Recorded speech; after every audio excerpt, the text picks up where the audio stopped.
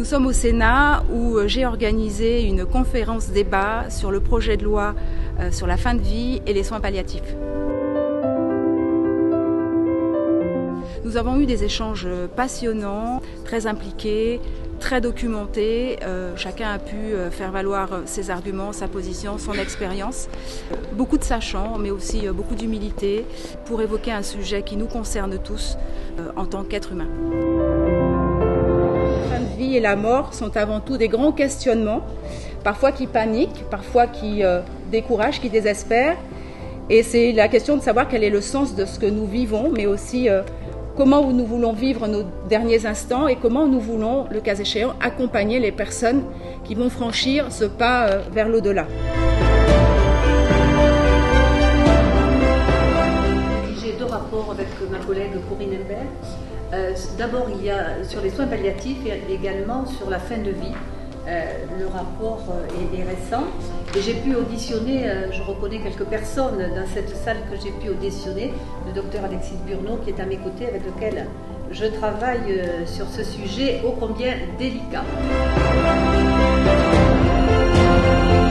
Dans notre expérience de clinicien, c'était encore cet après-midi, nous rencontrons des hommes, des femmes, des enfants, des adolescents, et quand nous poussons la porte pour les rencontrer, à chaque fois on se demande où est-ce que cette histoire va nous amener. La voix des patients, des soignants est importante et donc c'était une grande joie de pouvoir témoigner ce soir. De fait, cette loi sur la fin de vie va forcément toucher à un moment ou à un autre les personnes les plus fragiles et notamment les personnes en situation de handicap. Législateur, bien sûr, je souhaite être au contact de la réalité du terrain, de ce qui est vécu par les professionnels, les soignants, les philosophes, tous ceux qui concourent à l'accompagnement des personnes en fin de vie.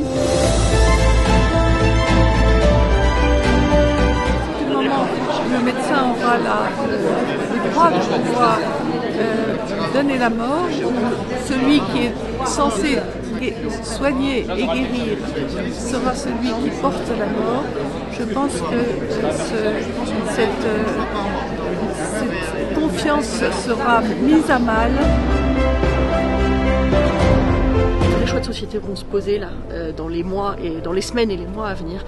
Et il faut que ces choix soient faits en étant éclairés sur les enjeux de légiférer d'une manière ou d'une autre. Et c'est vraiment extrêmement important. 80% à 90% des Français veulent l'euthanasie lorsqu'ils sont bien portants, mais en fait en situation, lorsqu'ils sont en fin de vie, lorsqu'ils sont accompagnés, estimés, c'est seulement 1% qui le demandent. Donc il y a un malentendu considérable sur cette loi. Voir que chaque situation est unique et c'est cette unicité de situation qui, j'espère, dans sa compréhension, permettra aux législateurs d'avoir de la retenue, d'avoir de la nuance pour un débat qui est si important.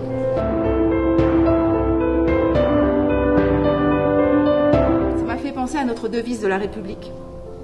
Liberté, égalité, fraternité. Là, on met en avant la liberté. Chacun veut mourir comme il veut, quand il veut, au moment où il veut. C'est la liberté individuelle qui prime sur la société, ça a été dit. L'égalité. Au nom de l'égalité, vous y avez fait référence. Les cours constitutionnels, notamment celle de Karlsruhe, en Allemagne, ont déjà commencé, au nom de l'égalité, à faire sauter les tabous. Eh bien, donnons sa plénitude à la fraternité. Voilà, merci à tous.